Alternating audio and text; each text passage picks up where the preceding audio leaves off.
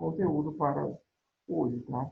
Então, gente, estejam, por favor, com o TD em mãos, TD número 2, sobre as monarquias nacionais, tá? Europeias, né? E a primeira monarquia nacional que a gente vai estudar, eu terei aqui justamente número 2, é a monarquia, as monarquias ibéricas, tá bom? Então, lembrando, quando falamos em monarquias ibéricas, lembramos logo da Península Ibérica, né? A Península Ibérica, onde hoje se localiza Portugal e Espanha. O que acontece nessa Península Ibérica? Do século V, aliás, do século VIII ao século XV, essa Península Ibérica ela vai ser tomada por vários movimentos de cruzadas, né? Os cruzados, ou seja, em busca de tomar dos árabes que tomaram essas terras, né? E esses cruzados que vão vir da França, que vão vir da Itália, né? Que vão vir de vários outros países, né? Eles vão entrar dentro da Península Ibérica e vão tentar fazer guerras para reconquistar o território. E esse período, do século VIII ao século XV, nós chamamos de guerras de reconquista. O que é que acontece nesse período chamado guerras de reconquista? É a história de nossa aula de hoje. São e é através dessas guerras de reconquista que Portugal e que Espanha vão ser formadas. Olha que massa, né? Então, a primeira historinha que a gente tem que lembrar é sobre o domínio português. Quando a gente vê o domínio português, a gente vai lembrar logo, né, da aula passada que nós falamos. Quando falamos em domínio português, falamos sobre a questão de 3 territórios, não, de 4 territórios: Leão, Castela, Navarra e Aragão. O que é que corresponde a esses 3 territórios? Esses 3 territórios foram aonde os cristãos se esconderam. É literalmente essa palavra. Foi aonde os cristãos se esconderam.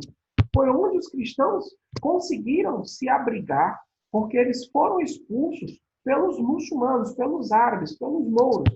E os árabes, eles haviam tomado a África, tomaram a ponta aqui do Marrocos, como vocês estão vendo aqui, tomaram a Mauritânia, tomaram o norte aqui do continente africano e tomaram praticamente quase todo o território da Península Ibérica, salvaguardam esses territórios que vocês estão vendo. Território do reino, né, de Leão, do Castela, Navarra e Aragão. O condado de Portucalense é um outro momento da nossa história, certo? O condado portucalense, ele vai ser dado, tá, pelos franceses, né, pelos franceses em virtude de que, durante o período das cruzadas, aqui onde existe hoje o chamado, esse que vocês estão vendo, o condado portucalense, era um território que os árabes tinham tomado, que os muçulmanos tinham tomado. Lembrando, gente, que do século VIII ao século XV, nós estamos falando aqui de como Portugal e Espanha se formou. Então, nós vamos ver aqui que o condado portucalense ele vai ser uma área onde ela vai ser, né, reconquistada, né, por um francês chamado Dom Henrique de Borgonha. O Dom Henrique de Borgonha, que onde vai fundar a primeira dinastia chamada Dinastia de Borgonha, né, nós vamos ver que o Dom Henrique ele vai vir lá da França, né, ele é um cruzado, ele é um exército, ele faz parte do exército de Cristo, podemos dizer assim, e ele vai lutar nessas lutas, nessas guerras de reconquista. E quando ele consegue reconquistar esse território chamado Condado de Portucalense, o rei de Leão e de Castela, em consideração pelo heroísmo que Dom Henrique de Borgonha teve em expulsar esses mouros, esses árabes, esses muçulmanos desse território, ele dá de presente esse território chamado Condado de Portucalense. Olha o nome, Portucale, Portucalense, de onde vai vir, daqui a pouco, um país chamado Portugal. Tá? Então, isso aqui é a introdução para vocês entenderem. Né? Então, Dom Henrique de Borgonha, ele, além de receber as terras dadas pelo rei de Leão e de Castela, ele ainda vai ganhar uma mulher. Olha que massa, gente. O cara sai com as terras e ainda sai com um casamento. Né? Então ele casa com a filha de Leão e Castela, do Henrique de Borgonha, e tem um filho. Esse filho é chamado de Dom Afonso Henriques. Né? Então, por que é chamado Dom Afonso Henriques? Henrique, por conta do nome do pai, Dom Henrique, e Afonso, por conta do nome do pai da mulher do rei de Leão e de Castela, que é Dom Afonso. Né? Então, ele recebe o nome dessas duas pessoas, né? do marido lá da esposa, né? Do pai do marido da esposa, e recebe o nome dele. Né? Então, nós não podemos esquecer que Dom Henrique de Borgonha, ele recebe o condado de Portucalense por conta de seu heroísmo, né? Recebe pelas próprias mãos do rei de Leão e de Castela, ainda ganha a filha do rei, e aí tem um filho com ela, que é o chamado Dom Afonso Henriques. Dom Afonso Henriques, né, nós não podemos esquecer que ele vai continuar o trabalho do pai. Né? O pai não vai ver pelo resto da vida. Dom Henrique de Borgonha, enquanto vivo, ele funda a primeira dinastia, chamada Dinastia dos Borgonhas, né? Ou Dinastia dos Borgonhas, de Borgonha. O Dom Henrique de Borgonha, ele inicia assim um processo de centralizar o poder dentro do território. Bem, o que é centralizar o poder? Gente, em outras palavras, centralizar o poder, daqui a pouco, o próprio Dom Henrique, ele vai procurar fazer maneiras de se tornar independente de quem? De Leão e de Castela. Né? Por enquanto, ele é o quê? Ele é um vassalo. O que é um vassalo? Ele vai ficar devendo o resto da vida proteção e respeito, pagando impostos a Leão e Castelo. Mas ele vai buscar daqui a pouco a independência. Ele não vai viver para ver essa independência, porque ele vai morrer. Mas quem vai fazer essa independência no lugar dele? Quem é que vai criar todo um conflito? Quem é que vai criar toda uma tentativa de se tornar independente desses reinos de Leão e de Castelo? É o filho dele, é Dom Afonso Henriques, que vai iniciar um processo de lutas, né? Primeiro, lutas contra os mouros, lutas contra os árabes, porque não esqueçam, gente, a luta vai continuar até o ano de 1453, com a tomada de Constantinopla. Nós estamos falando do ano aqui de 1125. Então tem chão, tem mais de 300 anos aí para a gente discutir. Então o que é que acontece? Durante esse tempo todo, quase 400 anos, meus queridos, foram quase 400 anos, praticamente, de lutas que os portugueses e espanhóis fizeram para expulsar os mouros, para expulsar os árabes. Foi uma luta, foi um período de grande conquista e de grandes perdas.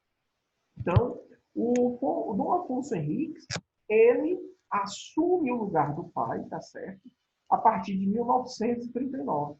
Mas antes de ele assumir o lugar do pai em 1939 e se intitular rei, ele ainda, levando em consideração os conflitos que ele tem para expulsar os mouros, para expulsar os árabes, ou seja, os muçulmanos da região ali do Portucalense, né? Ele ainda vai também criar conflitos, olha aí, com Leão e Castela. Por que ele vai criar conflitos com Leão e Castela? Porque ele vai buscar a independência do seu país. Ele vai buscar a independência daquele território. Por enquanto, aquele território ainda, por sua vez, ainda pertence, né? O povo ainda tem que dar respeito ainda a Leão e Castela. Vocês lembram que a gente falou na Idade Média? Existia um contrato entre o rei e o seu nobre, né? Que é a questão do suzerano, a suzerania e a vassalagem. Né?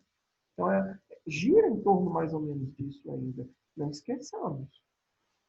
Nós estamos aqui contando um fato para a gente começar a chamada Idade Moderna. Porque isso aqui ainda estava acontecendo no final da Idade Média, ou seja, na Baixa Idade Média. O mundo estava se transformando na Europa. Então a gente não pode esquecer isso daí. Tá certo? Então, observando a partir de agora.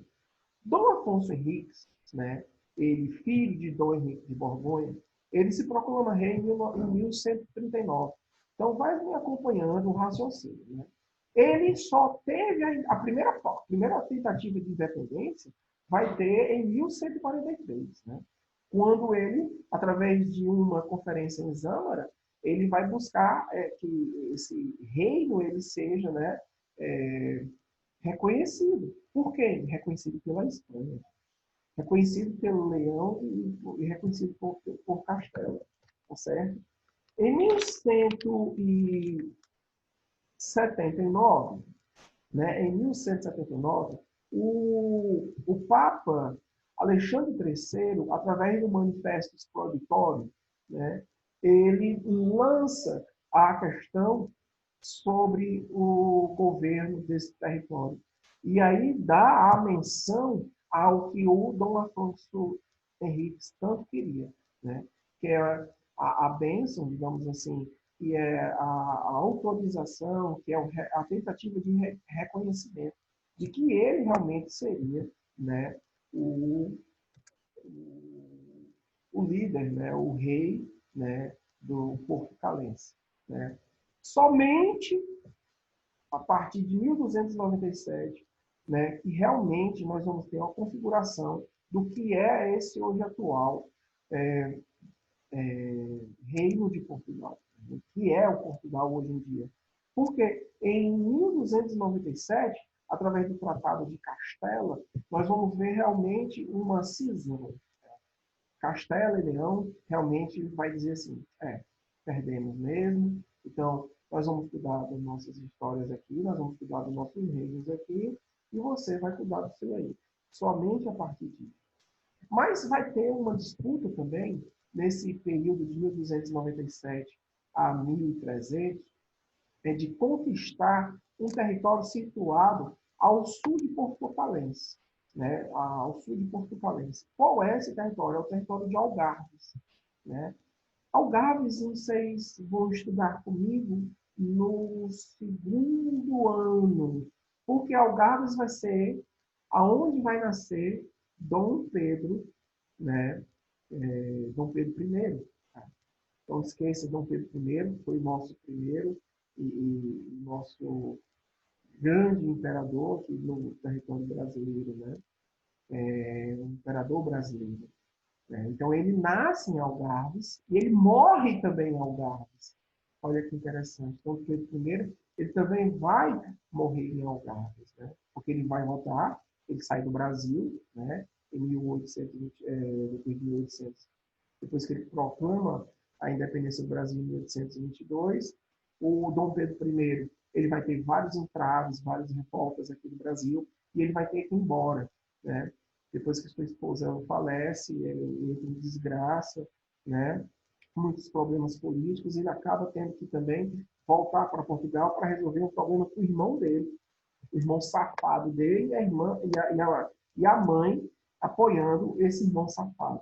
Então, o irmão e a irmã dele, em outras palavras, tentaram fazer um golpe para tirar ele do poder lá em Portugal. E aí é por isso que ele volta. E é lá ele fica e acaba morrendo lá mesmo. E deixa o menino aqui, sozinho aqui, sendo tomado de conta por regentes. Né? É o que chama período regencial. Mas por que eu falei isso, gente? É interessante porque vocês entenderem como a nossa história ela está encoberta, ela tá presente em todos os fatos históricos que a gente vai falar na nossa vida aqui. Então, quando o Condado Portucalense ele se torna independente e ao sul ele ainda toma para si aqui essa porção todinha, que é o chamado território de Algarves, aí é o que hoje nós temos a cidade, o país chamado Portugal, que a gente vê nos nossos mapas de geografia. Certo? Uma coisa interessante, da linhagem de Dom Afonso Henriques, tá? Nós não podemos esquecer Dom Afonso IV. Dom Afonso IV, ele vai ter um filho, tá certo? Chamado Dom Pedro I. Não esse Dom Pedro I que a gente conheceu aqui no Brasil, mas é um outro Dom Pedro I. A história do Dom Pedro I, a filho de Dom Afonso IV, é interessante. Porque o Dom Pedro I, filho de Dom Afonso IV, tá? ele vai ter um relacionamento em que o pai, Dom Afonso IV, não ficará sabendo. Vai ter um relacionamento por debaixo dos panos, né? Sem o pai saber. Então, Dom Afonso IV, quando descobre esse relacionamento com Pedro I, ele quase que entra em desgraça. Por que entra quase eles dois, pai e filho, entrando numa desgraça? Porque os dois vão entrar numa guerra. É o pai querendo matar o filho querendo matar o pai. É a guerra entre Dom Afonso IV e Dom Pedro I, filho dele. Por quê? Por conta de Dona Inês. A Dona Inês, essa mulher que vocês estão vendo aqui na foto, tá certo? Ela vai ser a responsável por um conflito entre o pai e filho. A Dona Inês, ela, quando Dom Afonso IV, ele descobre quem era a mulher, né? Ele manda matar a mulher. Ele manda decapitar a mulher do próprio filho, Dom Pedro I. Gente. Olha o que o pai faz. Então, ele manda caçar, né? Isso dentro de uma guerra já entre pai e filho. Ele manda caçar a Dona Inês de Castro e manda decapitar a Dona Inês de Castro. E aí, na nossa vida, entra uma frase que até hoje a gente fala muito, um jargão, né? Falar, agora é tarde, Inês é morta. Né? Quer dizer que essa frase, ela surge de esse processo histórico, vocês estão estudando comigo, que é o processo da briga entre família, né, por conta de um casamento. Né? Então, nós vamos ver aí que a Dona Inês, ela vai ser morta, mas antes dela ser morta, a Dona Inês ainda teve um filho com Dom Pedro I. O nome desse filho de Dom Pedro I, com a Dona Inês de Castro, foi Dom João I de Portugal. Né? Dom João I de Portugal. E o próprio Dom Pedro I, ainda teve um outro filho, fora o casamento com a Dona Inês de Castro. Então, resumidamente aqui, o Dom Pedro I, casado com Dona Inês, teve dois filhos. Um, Dom Fernando I, e o outro, Dom João I. Gente, a partir de agora nós vamos ver casos de família. Realmente nós vamos trazer o SBT para cá. Por quê? Porque é o que vocês vão escutar do começo ao fim. É irmão querendo matar pai e mãe, é pai querendo matar filho, e assim os reinos vão se constituindo. É caso de família. O negócio é muito sério. E nós vamos ver, por exemplo, escapadias. Né? O cara casou com uma mulher, mas ele tem uma outra família por fora. Nós vamos ouvir muito isso aqui agora. Né? Então, está aí um maior exemplo. Dom Pedro I, que casou com Dona Inês de Castro, também teve um relacionamento extraconjugal, que teve, com esse relacionamento extraconjugal, um filho chamado Dom Fernando I. Olha que legal. Dom Fernando I tinha um irmão bastardo. Quem era o irmão bastardo de Dom Fernando I? Era Dom João I. Esse Dom João I, filho de Dom Pedro I com Dona Inês. Guarda esse nome. Dom João I de Portugal. Por quê? Porque a gente vai voltar agora para Dom Fernando I. Dom Fernando I, que se casou com a Dona Leonor Teles, né? Eles vão ter, a partir de então, um relacionamento que vai tentar, a partir disso, equilibrar toda uma questão política dentro da família dos Borgonha, juntamente com a questão política entre Leão e Castela. Ou seja, casamentos. Então, vão começar a haver casamentos, tentativas de casamentos, de união de casamentos entre Portugal e Espanha. Só que tem um problema, meus queridos. Só que tem um problema que nós iremos ver aqui. É que Dom Fernando I e que Dona Leonor Teles, eles eram primos de segundo grau. Poxa, aí vai entrar numa loucura, porque a igreja vai ter que aceitar. Então, aceitando a igreja para tentar diminuir os impasses, né, políticos que estariam ali a partir de então rolando. A igreja ela aceita, mas ela aceita, sabe por quê? Porque ela sabia que a partir disso ela sairia também ganhando, né? Porque ela queria que houvesse o equilíbrio. E a burguesia também queria que houvesse o equilíbrio. Só que a população, ela mais tarde, ela vai se revoltar com o que vai nascer desse casamento entre primos. O que é que vai acontecer com o casamento entre esses dois primos de segundo grau? O que é que vai acontecer com o casamento de Dom Fernando I com a dona Leonor Teles? Gente, está parecendo uma novela, né? Mas esse realmente foi uma novela, gente. Então, o que é que vai acontecer? Vai acontecer o nascimento de uma filha, Dona Beatriz. Tá? Dona Beatriz, guarda esse nome. Dona Beatriz, ela vai tentar, tá, ser coroada rainha de Portugal. Por que ela vai tentar ser coroada rainha de Portugal? Porque em 1383, o Dom Fernando I, ele falece. E que, por ordem sucessiva de trono, teria que ter um herdeiro homem. Só que não tinha um herdeiro homem. Então, Fernando I ele não tinha, só tinha ela de filha. Né? E o que vai acontecer, pessoal? É que a dona Leonor Teles vai entrar com um golpe, né, para tentar assumir de uma vez por todas o reino, sem aprovação da nobreza, sem aprovação do povo. E o povo estava com medo de quê? Que a dona Leonor Teles tornasse todas aquelas conquistas que Portugal teve de se tornar independentes e por água abaixo. Por quê? Porque dona Leonor Teles era espanhola.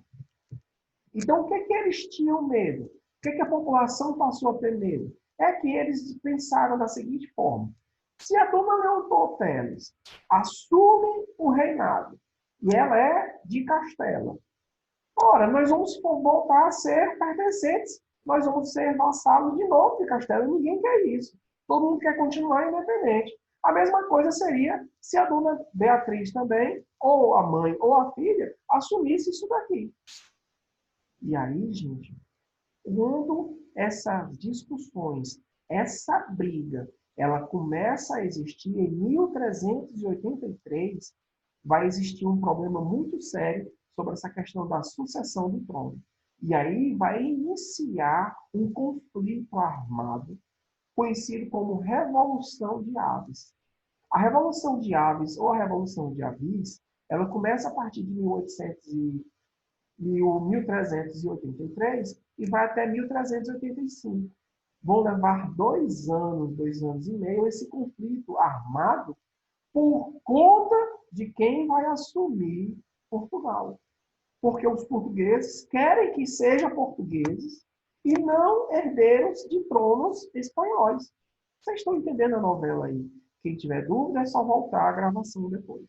Então, meus filhos, prestem bem atenção. Olha aí um gol agora. E vou desengoldar isso daí. Falamos há pouco tempo que Dom Fernando I tinha um irmão bastardo. Qual era um desse irmão bastardo português? Era Dom João I. E Dom João I, português, né, ele se torna o mestre de aves, ele se torna o mestre da cavalaria, do exército de aves, né? Ele é um militar, e esse militar, né, que serve o exército de Portugal, vai lutar justamente nessa luta de 1383 a 1385, que é a chamada Revolta de Aves. Então, Dom João I, ele vai levar avante essa revolta de aves, né? E o que vai acontecer? Ele vai ter um impasse muito grande com o outro Dom João. A gente brinca muito como historiador que a Revolução de Aves foi a briga entre dois Joões. O João de Portugal e o João da Espanha. Né? São dois Joãos primeiro. João I de Portugal e João I da Espanha. Por que João I da Espanha? Porque o João I da Espanha é o parentesco mais próximo de Dona Inês, de Dona Beatriz e de Dona Leonor Teles. Né? Vem tomar as dores E quando ele toma as dores, Dom João I da Espanha, de Castela, ele vai lutar contra o outro Dom João I, só que agora de Portugal. Mas por que Dom João I de Portugal ele vai ter esse peito enorme para tentar entrar numa briga contra a Espanha? É porque Dom João I de Portugal estava sendo apoiado por quem? Pela Inglaterra, justamente, gente. O Reino Unido, ele passa a apoiar a Dom João I de Portugal contra o Dom João I de Castela, que por sua vez era apoiado pela França. E aí, gente, vamos aqui amarrar um assunto. Temos Portugal e Espanha lutando. Temos, atrás de tudo isso, dois países que passaram 116 anos lutando, a chamada Guerra dos 100 Anos, que foi Inglaterra e a França. Vocês lembram dessa historinha, né? Da Guerra dos 100 Anos, que durou mais do que 100 anos, durou 116 anos, tá? Nós vamos ver aí a história que vai surgir uma menina de 16 anos de idade. Qual é o nome dela? Joana d'Arc. É a guerra entre a Inglaterra e a França. Né? Vocês devem lembrar essa historinha bem resumidamente falando aqui.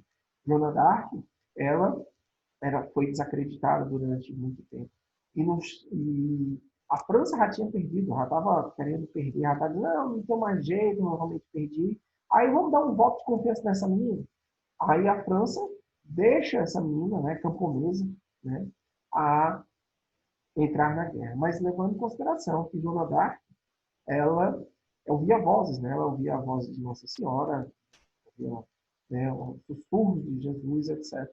Então, ela vence, ela retoma os territórios da Normandia, ela retoma os territórios que a Inglaterra estava dominando a França. Então, ela faz o que os franceses não fizeram durante muitos anos. Então, a França, né, ela retoma, e mesmo assim, né, a Inglaterra, né, ela ganha a guerra contra a Guerra dos 100 Anos e, né, nesse sentido, a França ela deixa e dá de mão dadas, né, a, a Joana d'Arc aos ingleses. Né? E quando ela chega na Inglaterra, ela é queimada na Santa Inquisição, no Tribunal de Inquisição pela Fogueira. Mas muitos anos depois, nós vamos ver que Joana d'Arc, ela hoje, né, a França reconheceu o importante papel que ela teve, né, na vitória da Guerra dos 100 Anos. Devido a essa ação de Joana d'Arc hoje é a Santa Joana d'Arc. A Igreja Católica reconheceu ela como a Santa Joana d'Arc e ela é padroeira do território da França. Né? Assim como nós temos a padroeira do Brasil, né, Nossa Senhora Aparecida, a França tem uma padroeira chamada Santa Joana d'Arc. Né? E o que, é que vai acontecer aqui entre 1383 e 1385? As desavenças entre Portugal e Espanha, como vocês estão vendo aqui, né? Os dois Joãos, né? O João de Portugal e o João de Castela. Então, nós vamos ver que, com essa guerra, quem vai ganhar são os portugueses. Né? A França sai humilhada, né? Dom João I da Espanha sai humilhado, Dom João I de Castela sai humilhado, né? E Dom João I de Portugal, né? Nesse período, ele se relaciona, né? Já que ele estava sendo apoiado pela Inglaterra, ele se relaciona com uma inglesa, herdeira do trono dos Lancaster, né? Herdeiro do dono da família dos Lancaster. E quem é essa pessoa? É a dona Felipa de Lancaster. Então, Dom João I se casa com a dona Felipa de Lancaster, e que é neta de Eduardo III, não pode se esquecer. Né? E a partir desse casamento, Dom João I de Portugal reforça o apoio que Portugal, né, dará sempre à Inglaterra. Ah, professor, agora estou entendendo. Eu já vi falar que durante o período do primeiro reinado aqui no Brasil, que Dom João VI, né, período colonial, né, e Dona Maria Antonieta, Dona Maria Louca, né, a família portuguesa sempre teve um rabinho preso com a Inglaterra. Isso. Vocês vão ver isso mais tarde comigo. Justamente. Como é que começa esse rabinho preso? Começa aqui, gente. Começa com as dívidas que Portugal vai ter historicamente, né, com a Inglaterra, porque a Inglaterra apoiou durante muito tempo o que Portugal vinha fazer. Né? Então, a batalha, né, a Revolução de Aves é vencida, e dentro dessa visão aí, nós temos uma batalha muito importante, foi em 14 de agosto, a Batalha de Aljubarrota. Né? Foi quando realmente Dom João I, ele vence essa batalha. E assim, gente, o mestre de Aves, né, funda aí a dinastia de Aves, consolidando assim o início da formação, ou seja, a formação, o início da monarquia, ou seja, o início do Estado monárquico, né, com apoio da burguesia, tá certo? Em Portugal. Então, como é que começa a monarquia nacional portuguesa? Começa a partir da dinastia de Aves. Começa a partir de Dom João I de Portugal, depois da Batalha de Aljubarrota. Tá certo? Então, aí está explicado a vocês como é que Portugal conseguiu chegar a esse status, né, de monarquia absolutista. Continuando aqui, um outro país dentro de nossa história hoje, é bem curtinho a nossa história, tá? Sobre a Espanha, é o território espanhol, tá? O território espanhol, assim como também o território português, ele sofreu muito contra a questão dos mouros, né? Então, houveram muitas batalhas, né? Então, a gente não pode esquecer. No século XIV, tá? Afonso X e Afonso XI, eles foram responsáveis pela centralização do poder dos reis naquela região de Leão de Castela, Navarro e Aragão. Então, estes reis, Afonso X e Afonso XI, eles fizeram, né, um processo de centralização do poder de seu reinado dentro dos territórios, repetindo, de Leão, Castela, Navarra e Aragão. Tá certo? Vou voltar novamente a falar. Leão, Castela, Navarra e Aragão. Então, preste bem atenção nisso aí. Tá? Uma coisa interessante é que, voltando um pouquinho atrás, é que esse mesmo território que vocês estão vendo aí comigo aí, foi um território que durante muito tempo, né, foi um território de brigas entre povos bárbaros, né, e romanos. Né? Os romanos entram em decadência no ano de 453 com as invasões bárbaras, e os visigodos, né, eles tomam de conta dessa região. Os visigodos tomam de conta dessa região, né? No ano 711, os árabes chegam às terras onde os visigodos, que é onde vocês estão vendo aí a Espanha, tá? Onde os visigodos estavam, e expulsam os visigodos. Por isso que os muçulmanos dominaram essa terra na Espanha. E os católicos, né, e os cristãos, eles começaram a ir para o norte, foram sendo empurrados para o norte, formando aqueles reinos que a gente começou no nosso início da aula. Leão, Navarra, Castela e Aragão. Deu só fazendo essa pausazinha para vocês verem, certo? Uma coisa interessante é que na sucessão de Afonso X e XI, nós vamos ver aqui um casamento, mais um casamento para nossas histórias, né? Que é justamente o casamento de Isabel de Castro e Fernando de Aragão. O que é que vai acontecer, professor? Vai tentar, a partir de agora, haver casamentos para apaziguar as rivalidades entre os reinos de Castela e Aragão. Né? Então, esses reinos de Castela e Aragão, eles vão ser, né, tomados, a partir de então, da discussão para ganhar os territórios. E para que não haja tantas mortes, resolveu-se fazer o casamento entre estes dois herdeiros. Né? Então, Isabel de Castela e Fernando de Aragão, eles acabam se casando. É interessante sobre essa questão, tá? Porque a Isabela de Castro, a primeira Isabel, né, a Isabel I, conhecida também como Isabel Isabel de Castela e o Fernando de Aragão aqui, eles, né, apesar de serem também primos de segundo grau, eles têm um casamento também escondido. Parece muito semelhante, né, aquela história que a gente estava falando, né? Pois é, gente, é casos de família. A Isabel de Castela, ela assume o trono no ano de 1474. A Isabel de Castela, ela assume o trono de 1474, porque chega o momento dela, né? Seus pais morrem e ela acaba tendo que assumir o trono no ano de 1474, após a morte, principalmente do seu irmão. Por quê? Como não tinha mais ninguém como herdeiro, tem que assumir a outra herdeira mais próxima. E aí, Dona Isabel, ela assume. Um outro fator também é relacionado à questão de Fernando de Aragão, né?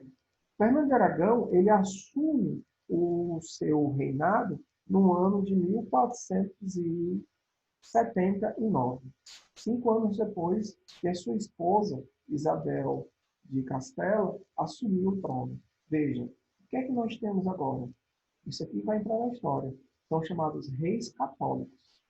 Isabel de Castela e Fernando de Aragão, os famosos reis católicos. O que é que eles irão fazer? Os reis católicos, pessoal, eles irão, a partir de então, governar e tentar fazer pazes, né, com os outros demais territórios. Então, eles tentam, assim, além dessa paz, eles tentam forçar a saída dos árabes, dos mouros, né, tomando a partir de então, entre guerras e mais guerras, né, os territórios que os mouros e os árabes tinham tomado. Entre estas guerras, uma guerra que ficou na história, né, que foi no ano de 1492, a tomada de Granada, né, o reino de Granada. Olha, presta bem atenção. Nesse mesmo ano de 1492, vai ocorrer o quê? A vinda de Cristóvão Colombo para a América Central, né, a descoberta do continente americano por Cristóvão Colombo.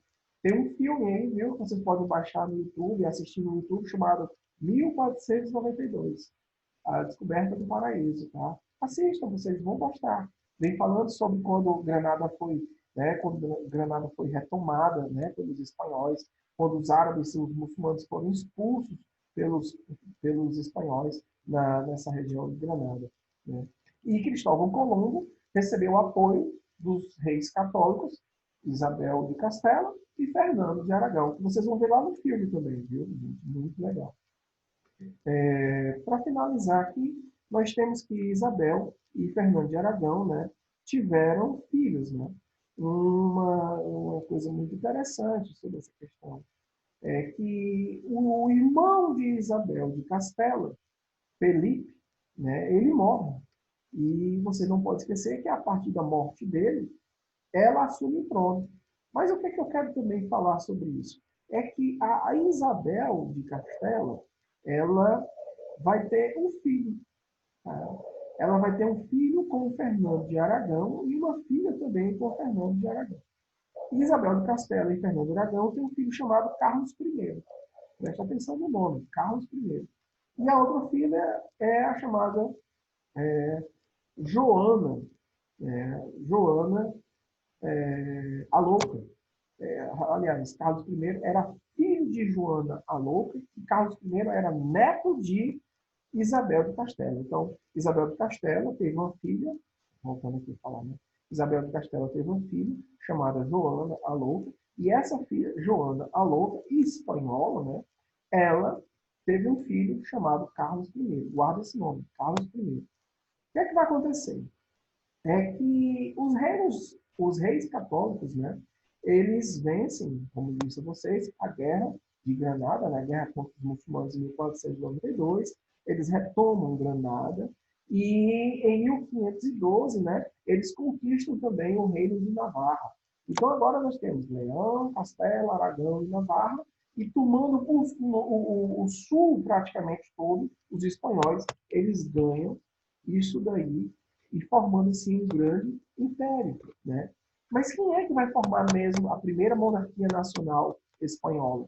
Não vai ser o Fernando de Aragão, e nem a Isabel. Vai ser o quê? O neto deles. Quem é o neto deles? Carlos I. Gente, Carlos I, ele vai receber de herança tudo que a mãe e o pai conquistaram.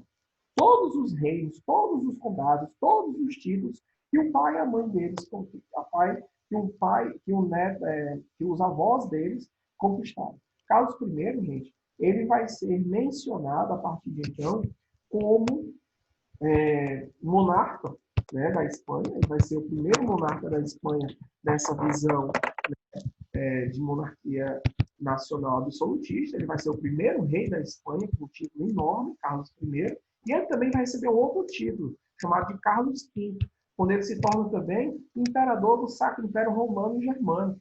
Então, o primeiro imperador do Império Sacro Romano e Germânico também vai ser o mesmo Carlos. Então, ele vai ser imperador, ele vai ser, olha aí os títulos, ele vai ser rei da Espanha, vai ser rei do reino de Nápoles, da Sicília, dos Países Baixos, que é a Holanda. Ele vai ser rei do Franco Condado, da Áustria, da Hungria. E ele vai reivindicar também um outro tipo, que ele vai ser considerado o imperador do Império Sacro Romano Germânico. Por que esse Império Sacro Romano Germânico? É esse mesmo Império Sacro Romano Germânico que vai fundar mais tarde a Alemanha, a Prússia, a antiga Germânia. Olha o nome. Muito massa, né? Aula de história aí falando de geografia, né? Então, o Império Sacro Romano Germânico vai fundar futuramente a Alemanha, que vocês conhecem hoje. Então, o governo de Carlos I ou Carlos V, as duas titularidades aí não podem ser esquecidas, né? Graças a esse governo dele aí, nós vamos ver que ele conseguiu vencer as guerras contra os árabes, né, contra os muçulmanos, dominando todo o território ali, e agora todo o território pertencia somente a um reinado, que é o reinado da Espanha. E aí nós temos o final da nossa história, quando Portugal se torna uma monarquia absolutista, né, com Dom João I, o mestre de Aves, a dinastia de Aves, e agora nós temos aí, né, Carlos I, que forma a primeira monarquia nacional absolutista na Espanha. Então, gente, essa aí foi o nosso assunto de hoje. Qualquer coisa, vocês botam um vídeo, tem uns vídeos lá para vocês usarem também. Eu agradeço muito a presença de vocês. Muito obrigado. Vou abrir aqui o áudio para a gente poder se despedir, tá ok?